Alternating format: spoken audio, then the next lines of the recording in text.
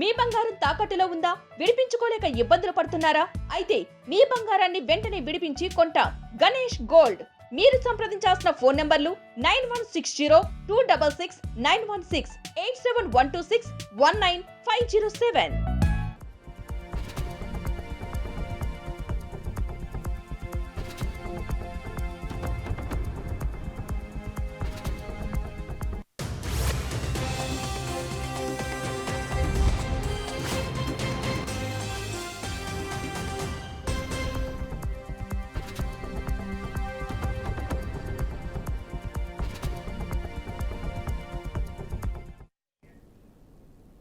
తెలంగాణలో వర్షాలు దంచి కొడుతున్నాయి. వానలకు లోతట్టు ప్రాంతాలని జలమయమయ్యాయి. వర్షాలు అధికంగా పడడంతో రాష్ట్రంలో ట్రాఫిక్ భారీగా నిలిచిపోయింది. గంటల తరబడి ట్రాఫిక్లో చిక్కుకున్నామని వాహనదారులు వాపోతున్నారు.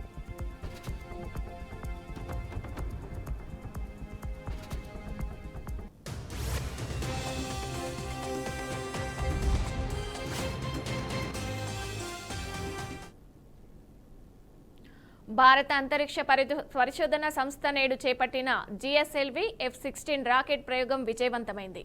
శ్రీహరికోటలోని సతీష్ ధవన్ స్పేస్ సెంటర్ నుంచి జిఎస్ఎల్వి F-16 రాకెట్ను ఇస్రో విజయవంతంగా ప్రయోగించింది. ఇస్రో నాసా సంయుక్తంగా అభివృద్ధి చేసిన NASA ISRO synthetic aperture radar ఉపగ్రహాన్ని సాయంత్రం 5 గంటల 40 నిమిషాలకు ప్రయోగించగా 743 కిలోమీటర్ల ఎత్తులో సన్ సీక్రోసన్ ఆర్బిట్లోకి విజయవంతంగా చేర్చింది.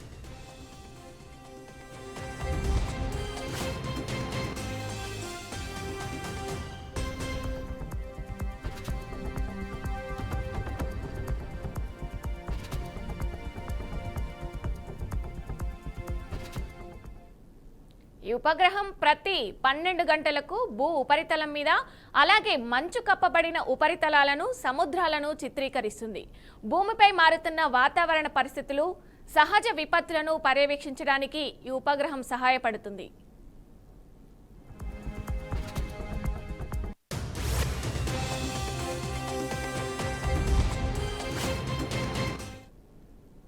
GSLV F-16 geo synchronous satellite launch vehicle mark second వేరియంట్లో 18వ విమానం కాగా స్వదేశీ క్రయోజెనిక్ ఇంజన్లో 12వది కావడం విశేషం.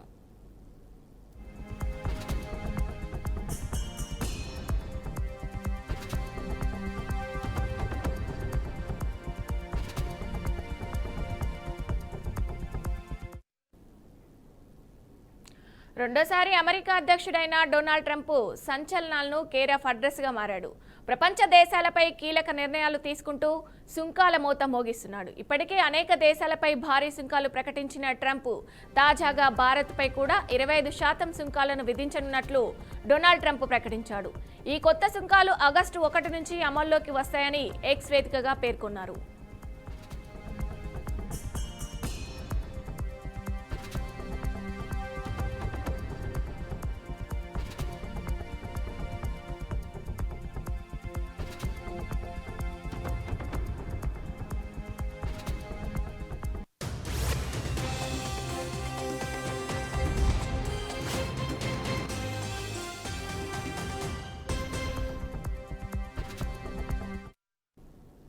భారతదేశం తమ మిత్ర దేశం అయినప్పటికీ తాము సంవత్సరాలుగా చాలా తక్కువ వ్యాపారం చేశామని ట్రంప్ ట్రూత్ అనే ఖాతాలో రాసుకొచ్చారు.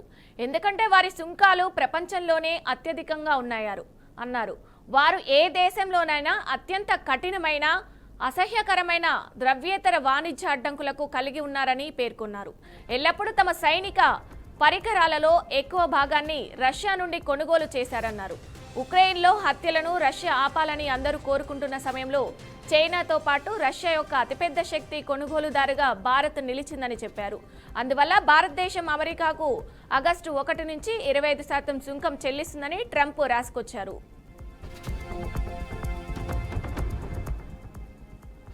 ఇక ఇదే అంశానికి సంబంధించి మరింత సమాచారం మా ప్రతినిధి అవుట్పుట్ ఎడిటర్ వెంకట్ అందిస్తారు. వెంకట్, చెప్పండి. ట్రంప్ అమెరికా అధ్యక్షుడు డొనాల్డ్ ట్రంప్ మరో కీలక నిర్ణయం తీసుకున్నారు. దాని సారాంశం ఏంటంటే భారత్ పైన సుంకాల మోత అంటే పన్నుల మోత వేసేందుకు ఆయన సిద్ధపడ్డారు. 1 కాదు 2 కాదు దాదాపు 25% సుంకాలు విధించినట్లుగా ట్రంప్ స్వయంగా ఆయనే ట్విట్టర్ ద్వారా ప్రకటించిన పరిస్థితి మనకు కనిపిస్తుంది. ఈ పెంచిన సుంకాలు మొత్తం కూడా ఆగస్టు 1 నుంచి అమల్లోకి వస్తాయని ఆయన చాలా స్పష్టం చేయడం జరిగింది. ఎందుకంటే ప్రధానంగా కొంత భారత్ తో ఆయన మైత్రి కలిసి ఉన్నప్పుడు కూడా, కొంత భారత్ తో మంచి బాండింగ్ ఉన్నప్పటికి కూడా రష్యాతో ఆయన కొంత క్లోజ్ గా ఉంటాడు. భారత్ వ్యవహరిస్తున్న తీరు, భారత్ ఫస్ట్ నుంచి కూడా, మొదటి నుంచి కూడా భారత్కి రష్యా మంచి మిత్రుడిగా ఉన్నారు. రష్యా దేశం అనేది చాలా దగ్గర మిత్రుడిగా ఆయుధాల విషయంలో కావచ్చు, మరి ఏదైనా వేరే ఏదైనా సంబంధించిన సరే చాలా క్లోజ్ గా రష్యాతో మూవ్ అయిన పరిస్థితి మనకు కనిపిస్తుంది. ఆయుధాల కొనుగోలుతో పాటుగా ఏదైనా చమురు నిల్వలు కొనుక్కోవడం కానీ వాటి విషయంలో రష్యాతో చాలా దగ్గరగా ఉన్న మాట వాస్తవమే. ఈవెన్ అమెరికా కంటే కూడా రష్యాతోనే మనం కొంచెం దగ్గరగా ఉన్నాం. రష్యాని మనం మంచి మిత్రుడిగా భావిస్తూ ఉంటాం. At the same time Russia కూడా భారత్ ని అదే విధంగా స్వాగతిస్తూ ఉంటుంది. ఈ పరిస్థితిని డొనాల్డ్ ట్రంప్ కొంత అతనికి ఇబ్బందికరంగా మారింది. అంటే అలా భారత్ అనే దేశం అతిపెద్ద ప్రజాస్వామ్య వ్యవస్థ ఉన్నటువంటి దేశం రష్యాతో అలా ఉండటం అనేది ఆయనకి బేసిక్ గా నచ్చని పరిస్థితి ఉంటుంది. ఎందుకంటే రష్యాకి అమెరికాకి పడదన్న విషయం మనకు తెలిసిందే. వాళ్ళు ఎప్పుడు కూడా కొంత ఆధిపత్య పోరులో భాగంగా రష్యా పైన అమెరికా చేయి అమెరికానే పై చేయిగా ఉండాలనేది ఇప్పుడు భావిస్తూ ఉంటుంది. సో అటువంటి దేశం భారత్ బాగా ఎక్కువ ఉండటం, భారత్ కలిసి ఉండటం కానీ, మొదటి నుంచి కూడా అన్ని విషయాల్లో భారత్ కి రష్యా సపోర్ట్ చేయడం కానీ, ఈ అన్ని అంశాలు ట్రంప్ కొంత ఒక డెసిషన్ తీసుకున్నాడు. సుంకాల విషయంలో భారత్ కూడా ఎగ్జామ్షన్ ఇవ్వలేదు. స్పష్టంగా సుంకాల భారం మోయాల్సిందని చాలా కొట్టిపడేసిన పరిస్థితి కనిపిస్తుంది. ఈవెన్ ఉక్రెయిన్ తో యుద్ధ సమయంలోనూ రష్యాకే భారత్ సపోర్ట్ చేసిన నేపథ్యంలో కొంత ఈ ట్రంప్ తీసుకున్న నిర్ణయం మాత్రం కొంత భారత్ కి ఇబ్బందికర వాతావరణాన్ని సృష్టిస్తుందని చెప్పుకోవాలి. అంటే ఏ విధంగా అయితే భారత్ పై సుంకాల మొత్తం వచ్చిందో అదే అట్ ది సేమ్ టైం ఏదన్నా దానికి సంబంధించినటువంటి ఇటువైపు నుంచి కూడా అటువంటి ట్యాక్సెస్ ఉండే అవకాశం ఉంటుంది. బట్ అఫ్ కోర్స్ యూసేజ్ అనేది భారత్ నుంచే అమెరికా యూసేజ్ అనేది చాలా తక్కువ ఉంటుంది. బట్ అమెరికా నుంచి తీసుకున్నటువంటి అమెరికా మనం కొంత డిపెండ్ అవుతూ ఉంటాం కదా, ఎగుమతుల విషయంలో ఖచ్చితంగా దిగుమతుల విషయంలో డిపెండ్ అవుతూ ఉంటాం కాబట్టి కొంత మేరకు భారత్ కంపారిటివ్ అమెరికాతో పోల్చుకుంటే భారత్ కొంత మేరకు ఇది పన్నుల భారం అనేది మనం కొంత ఇబ్బందికర పరిస్థితిగా మనం భావించాల్సిన అవసరం ఉంటుంది. భారత్ అంటే ఉక్రెయిన్ పై దాడులు ఆపాలని అన్ని దేశాలు ఒక ఎగ్జాంపుల్ కూడా ఆయన ట్రంప్ ట్వీట్ లో సూచించడం జరిగింది. ఉక్రెయిన్ పై రష్యా దాడులు ఆపాలని అన్ని దేశాలు చెప్పాయని కోట్ చేస్తూ గుర్తు చేయడం జరిగింది. బట్ భారత్, చైనా మాత్రం రష్యా నుంచి చమురు కొంటున్నాయని అంటే అక్కడ ఇబ్బందికర పరిస్థితి తలెత్తున్నప్పుడు కూడా భారత్, చైనాలు మాత్రం రష్యా నుంచి చమురు కొనుగోలు చేశాయని, అంతేకాదు రష్యా నుంచి భారీగా భారత్ ఆయుధాలు కూడా కొనుగోలు చేసిందని ఈ రెండు అంశాలను కూడా కోట్ చేస్తూ ట్రంప్ ఈ పాయింట్ చెప్పడం జరిగింది.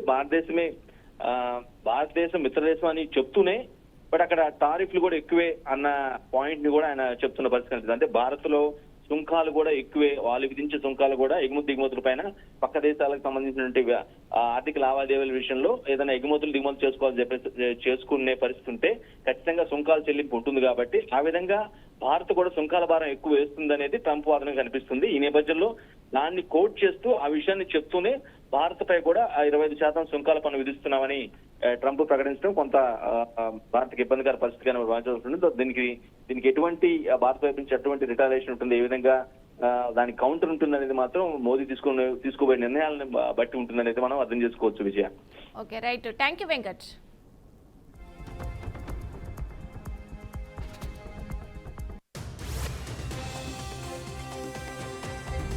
కూటమి ప్రభుత్వంపై వైసీపీ మాజీ మంత్రి పేర్ని నాని మండిపడ్డారు. అక్రమ మద్యం కేసులో ఎలాంటి ఆధారాలు లేవని ఆగ్రహం వ్యక్తం చేశారు. తప్పుడు సాక్ష్యాలు సృష్టించి జగన్ అరెస్టు చేయాలని చూస్తున్నారన్నారు. రాజకీయ లబ్ధి కోసం పోలీసు వ్యవస్థను చంద్రబాబు నాయుడు దిగజార్చారని ఆయన ఆరోపించారు. నారా చంద్రబాబు నాయుడు క్యాబినెట్లో చెప్పాడు అందరితో, ఏం చేస్తామయ్యా, ఆధారాలు లేవు, ఆధారాలు లేకుండా జగన్మోహన్ రెడ్డిని మనం అరెస్ట్ చేయలేమని చెప్పని ఆయన ఒక పెద్ద స్టేట్స్మెన్గా, అంటే ఒక ఉదారవాదిగా, ఒక అద్భుతమైనటువంటి సంఘ సంస్కర్తగా, ఒక అద్భుతమైనటువంటి పాలకుడిగా చంద్రబాబు నాయుడు గారు చిత్రీకరిస్తూ ఆధారాలు లేవు, ఏం చేస్తాం, జగన్మోహన్ రెడ్డిని మనం అరెస్ట్ చేయలేము ఆధారాలు లేకుండా అంటాడు. అంటే ఏదో రకంగా తప్పుడు సాక్ష్యాలు సృష్టించాలి, బురదయ్యాలి, జైల్లో మగ్గదీయాలి.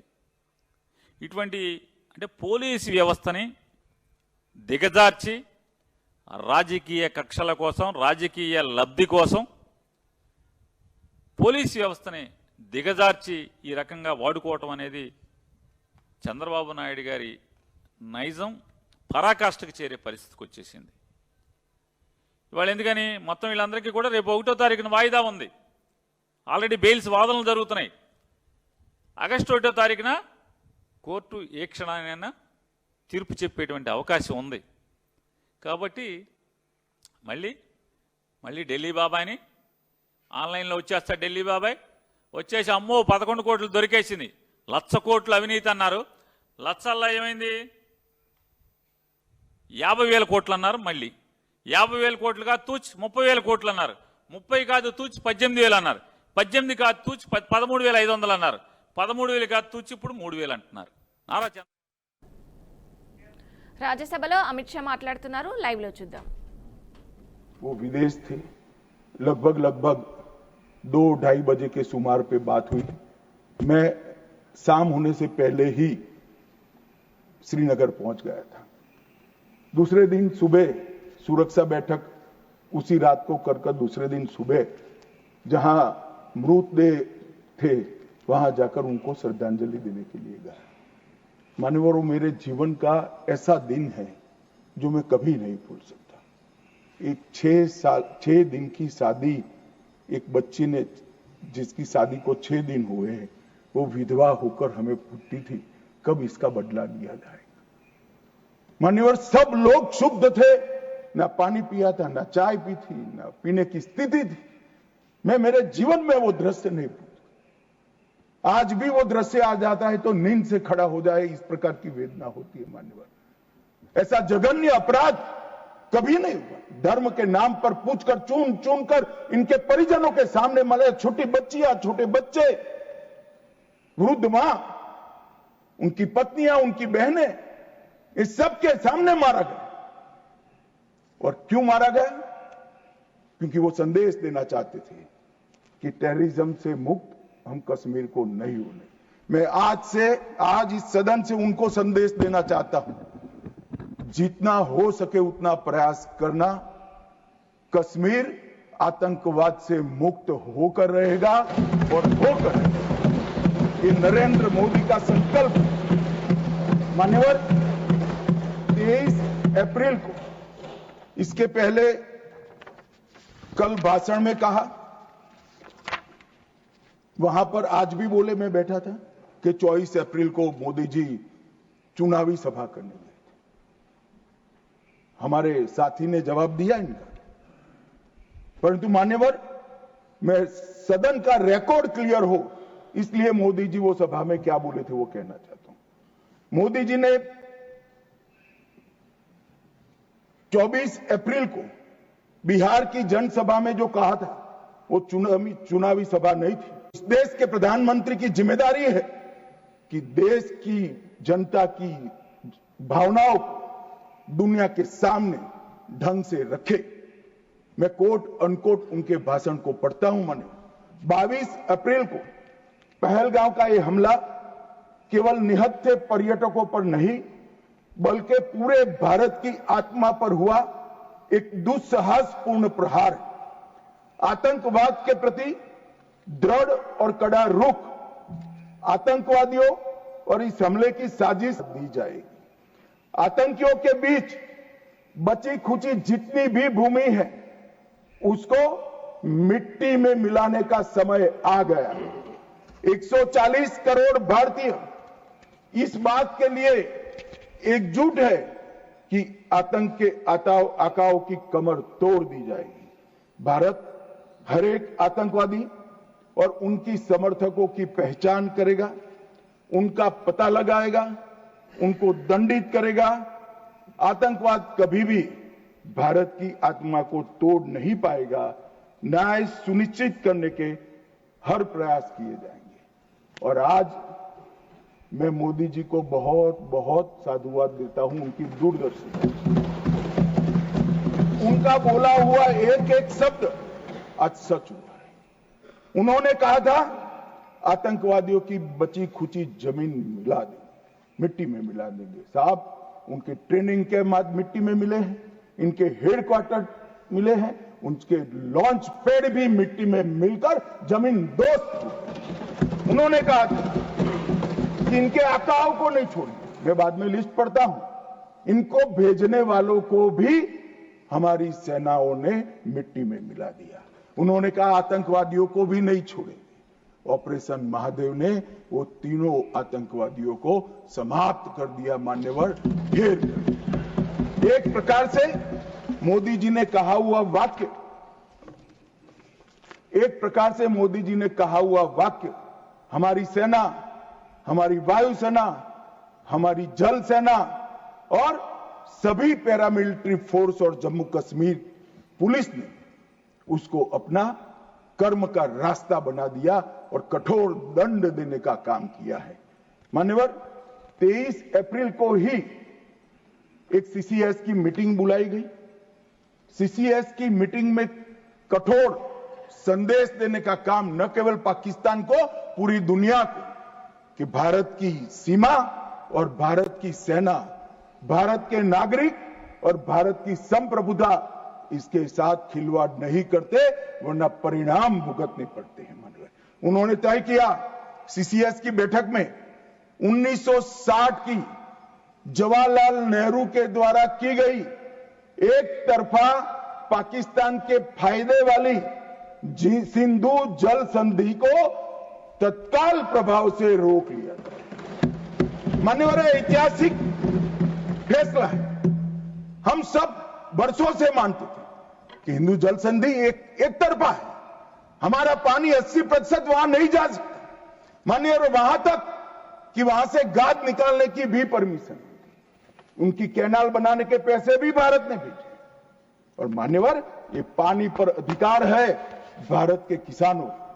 कश्मीर, पंजाब, हरियाणा, राजस्थान और दिल्ली का पीने का पानी अब कुछ ही समय में सिंधु के